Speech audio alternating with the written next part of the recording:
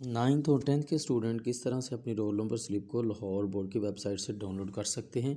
देखिए, मैंने Google Chrome open किया है और ओपन करके मैंने लिखा है 22lahore.com।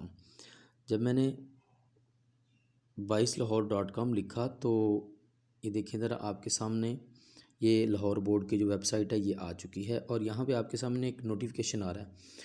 तो इस नोटिफिकेशन में बेटा जो नंबर 2 है रोल नंबर स्लिप प्राइवेट, ये जो प्राइवेट लोग हैं नाइन्थ और टेंथ के और इवन के फर्स्ट ईयर के भी हैं तो यहाँ पे आ जाएगी। तो यहाँ पे जब आप क्लिक करेंगे प्राइवेट कैंडिडेट्स पे